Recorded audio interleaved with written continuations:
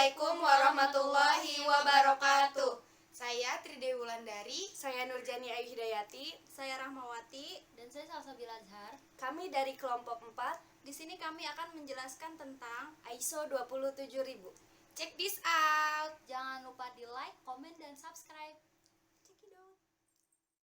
Baik, saya Nurjani Ayu Hidayati. Di sini saya akan menjelaskan tentang struktur organisasi, peran dan tanggung jawab Sistem Manajemen Keamanan Informasi pada PT PJB Unit Pembangkit Gresik. Di sini sistem keamanan informasinya menggunakan ISO 27001, di mana terbagi menjadi dua, yaitu ada Closest Mandatory Process dan ada Annex A Security Control.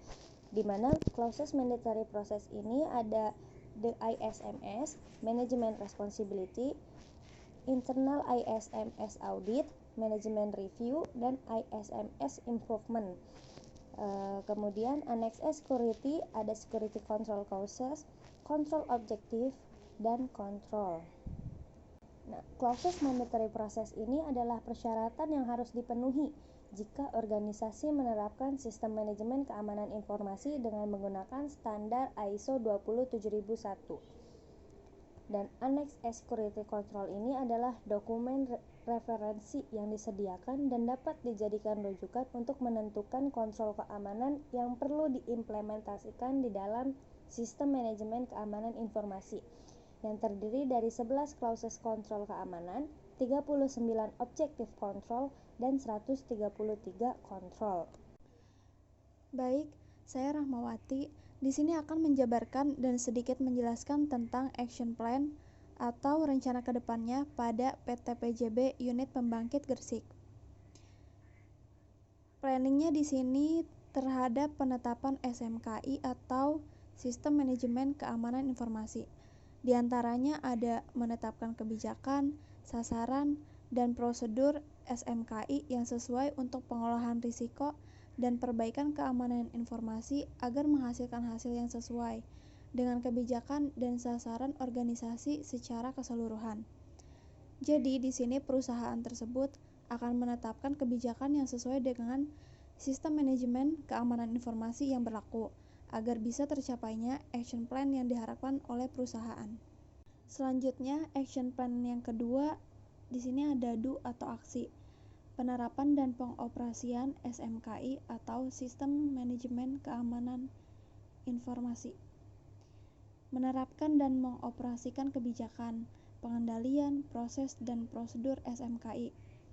Aksi perusahaan PJB Unit Pembangkit Gresik diharapkan dapat menerapkan dan mengoperasikan kegiatan yang harus dijalankan sesuai dengan SMKI, sehingga aksi ini dapat berjalan dengan lancar, agar bisa melanjutkan ke action plan selanjutnya dengan baik dan sesuai dengan prosedur yang berlaku. Di sini saya Tridewi Wulandari dengan NIM 18552011060 akan melanjutkan penjelasan dari teman saya Rahmawati. Action plan selanjutnya ada cek, yaitu pemantauan dan pengkajian SMKI. Mengakses dan apabila berlaku mengukur kinerja proses terhadap kebijakan, sasaran, SMKI, dan pengalaman praktis dan melaporkan hasilnya kepada manajemen untuk pengkajian. Kemudian ada yang keempat, act atau peningkatan dan pemeliharaan SMKI. Pengambil tindakan korektif dan pencegahan berdasarkan hasil internal audit SMKI dan tinjauan manajemen atau informasi terkait lainnya untuk mencapai perbaikan dan berkesinambungan dalam SMKI. Saya Salsabila Azhar akan sedikit menjelaskan tentang roadmap penerapan action plan yang sebelumnya sudah dijelaskan secara detail oleh Rahmawati dan Tridewi.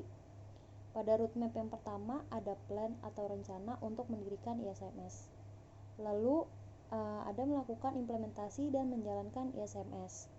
Dan untuk pengecekan dilakukan monitor dan review ISMS.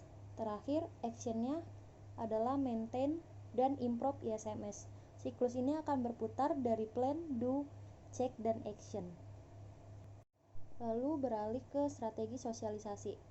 menetapkan pendekatan asesmen risiko pada organisasi. Penilaian risiko ini berguna untuk mengetahui bagaimana cara melakukan penilaian risiko sesuai dengan kebutuhan organisasi. Pelaksanaan penilaian risiko tergantung dari ruang lingkup SMKI yang telah ditentukan.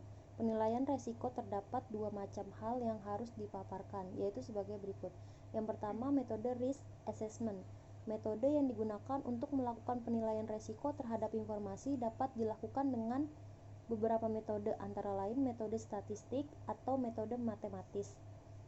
Yang kedua, kriteria penerimaan risiko. Kriteria penerimaan risiko ditujukan sebagai acuan tindakan yang akan dilakukan dalam menangani risiko yang ada dalam perusahaan.